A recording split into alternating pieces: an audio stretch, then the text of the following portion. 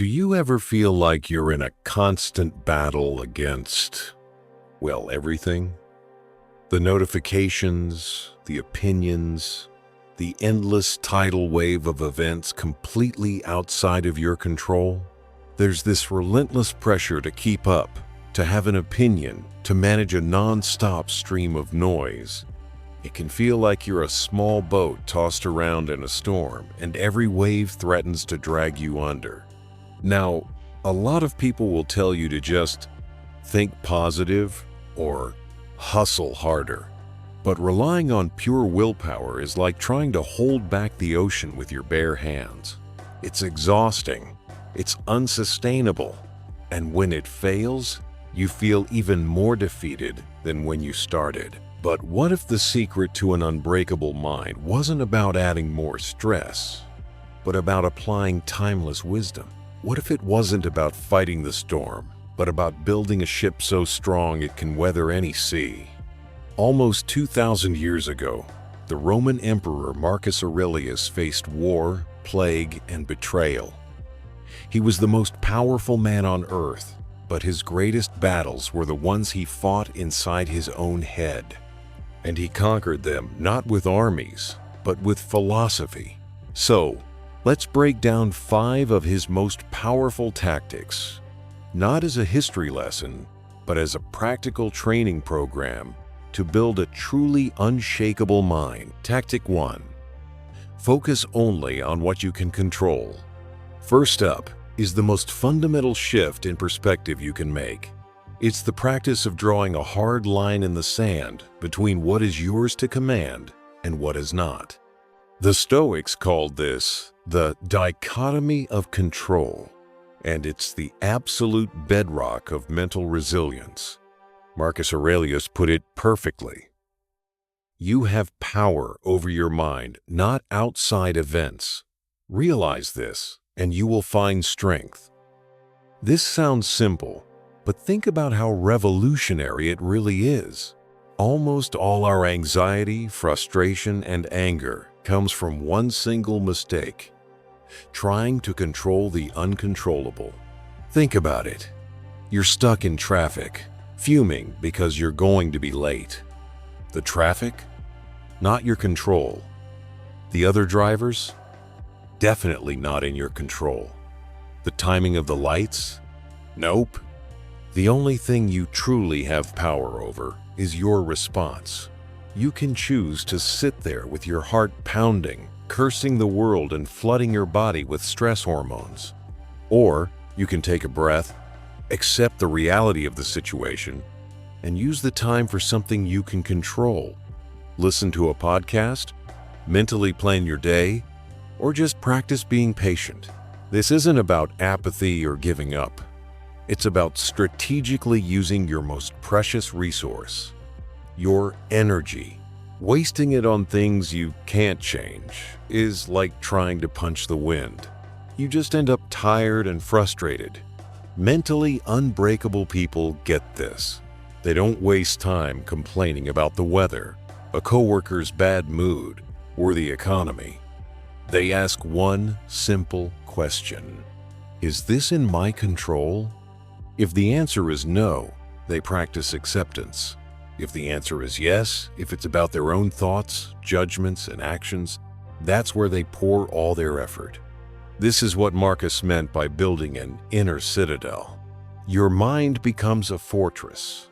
The world can lay siege to it, but nothing gets in unless you give it permission. The chaos can rage outside, but inside those walls, you are king. Here's the practical exercise. A daily mental audit. At the end of each day, take 5 minutes. Ask yourself, what happened today that was outside of my control? A flight delay, a rude comment, a sudden downpour.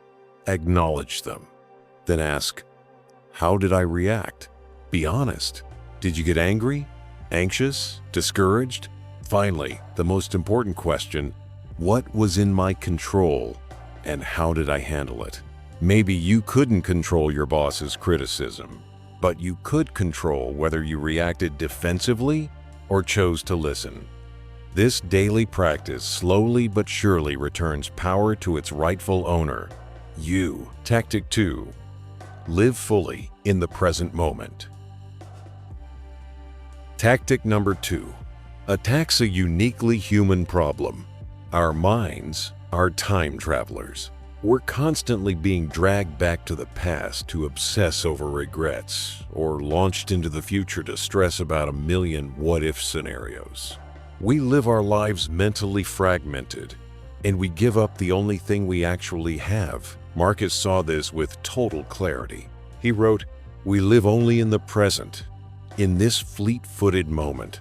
The rest is lost and behind us, or ahead of us, and may never be found. Your past is just a collection of memories.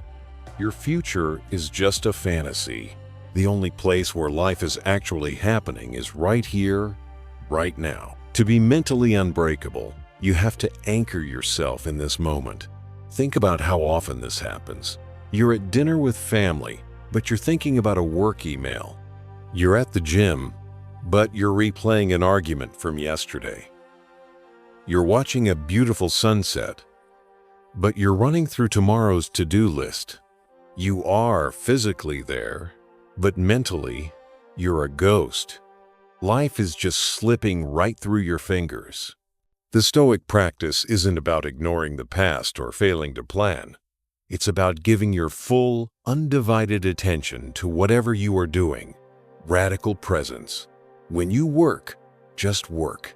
When you rest, actually rest. When you are with someone you love, be with them, Marcus commanded himself. Confine yourself to the present. This is how you starve anxiety and regret. Anxiety can't survive without a future to feed on, and regret can't exist without a past to haunt. By staying in the now, you cut off their life support. Not only that, but your effectiveness and enjoyment of life skyrocket. The quality of your work improves when you're focused, and your relationships deepen when you're truly engaged. So, here's your exercise. Attentional weightlifting. Pick one simple, mundane activity you do every day: making coffee, washing the dishes, walking to your car. For just those few minutes, commit to being 100% present. Engage all your senses. Feel the warm water on your hands. See the soap bubbles. Hear the clink of the plates. Your mind is going to wander.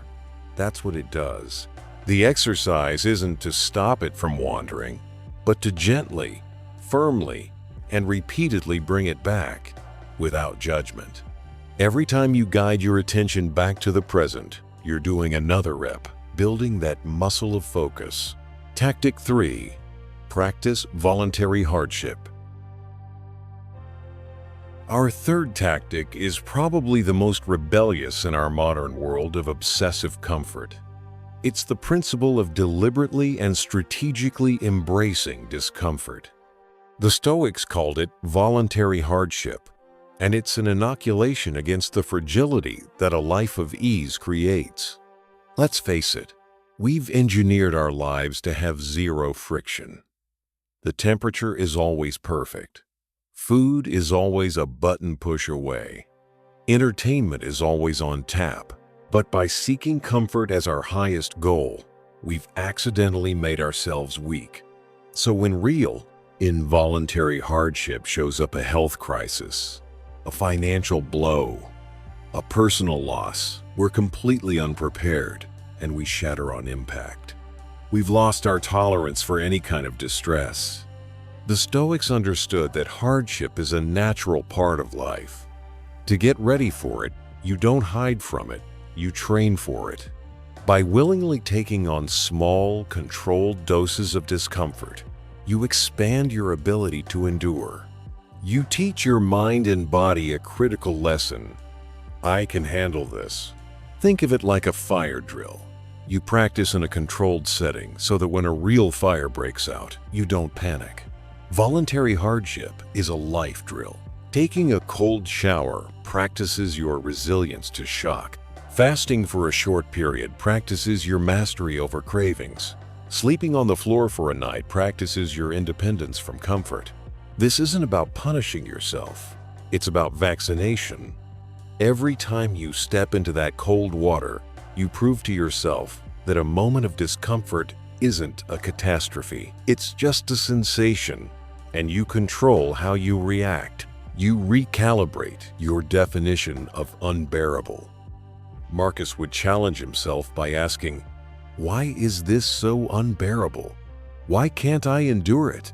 He often found that the question itself showed him how absurd his initial reaction was. Here's the practical exercise. Introduce small, manageable discomforts into your routine. Start small. Take the last 60 seconds of your shower on cold. Skip that one snack you automatically reach for. Choose to walk for a short errand instead of driving. The key is that it must be a conscious choice. You are deliberately stepping outside your comfort zone. As you do this, notice the little voice in your head that starts to whine and complain. That's the voice of your weaker self, the one addicted to ease. Your job is to hear that voice, nod at it, and then calmly do the hard thing anyway. You're showing, through action, who's really in charge.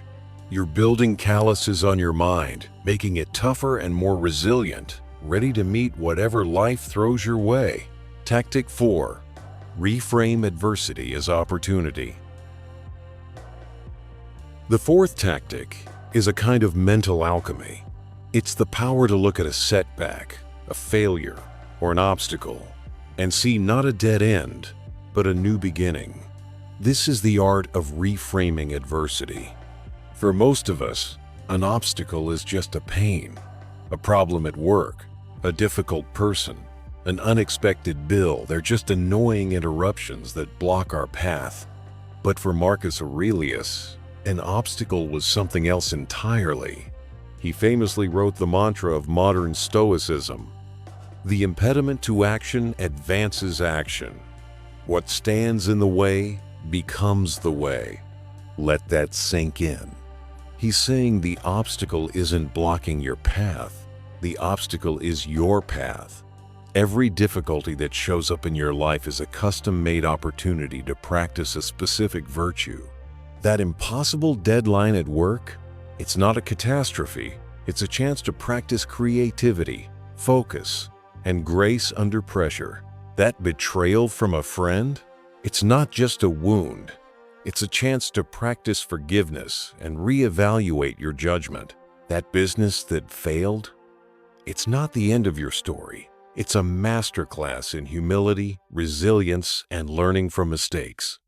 When you adopt this mindset, nothing can truly defeat you. If your plan works, great, you win. If your plan gets blocked by an obstacle, you get something even more valuable, a chance to become stronger, wiser, and more virtuous. You win either way. The game is no longer about what happens outside. It's about who you become on the inside. Marcus wrote that if you are pained by anything external, it is not the thing itself that disturbs you, but your judgment about it. And you have the power to wipe out that judgment now. The event itself is neutral. Getting laid off is just an event. It's your judgment. This is a disaster. My life is ruined. That causes the suffering. You have the power to change that judgment to, this is an unexpected turn and a powerful opportunity to see what I'm really made of. Here's the exercise. Become the director of your own story. When you face a major obstacle, don't just react. Pause. Grab a notebook and ask yourself 3 questions. 1.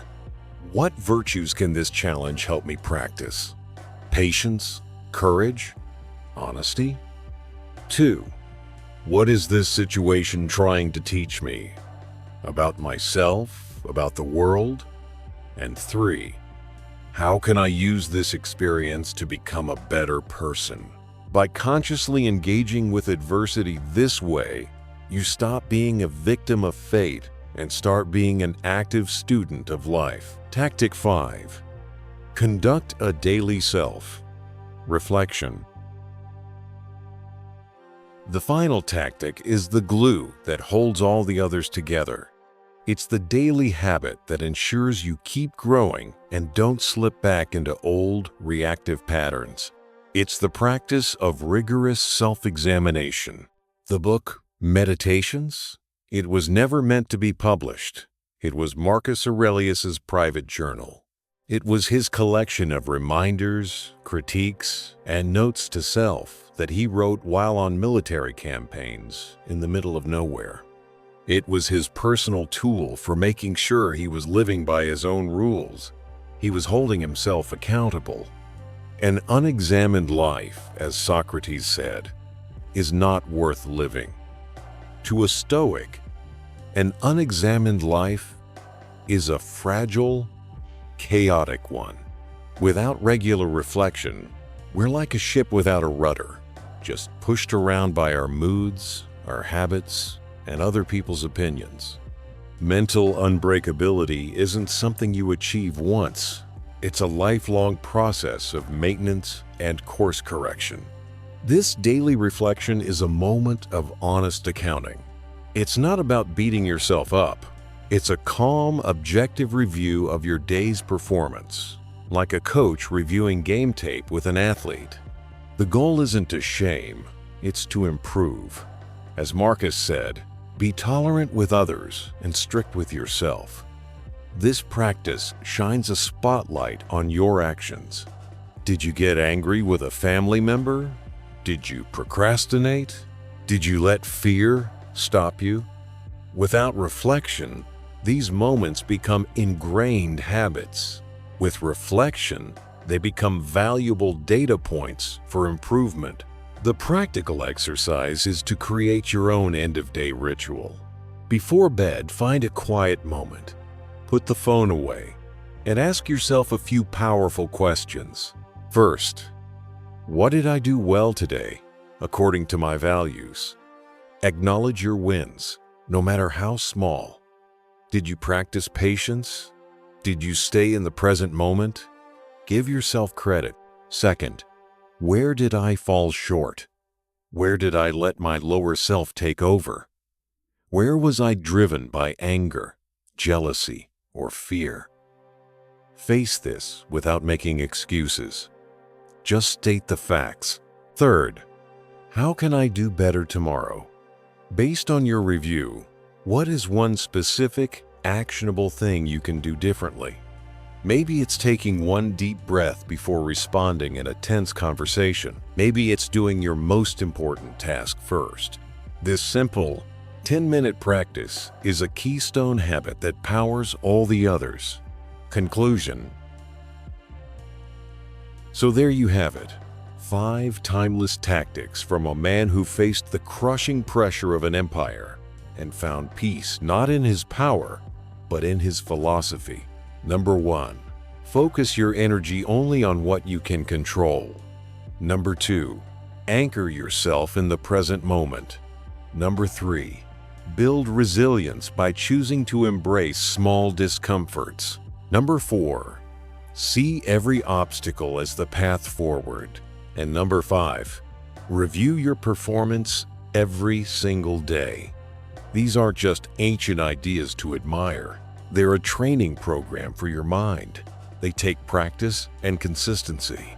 But by integrating them into your life, you're not just coping with the chaos of the modern world, you are rising above it.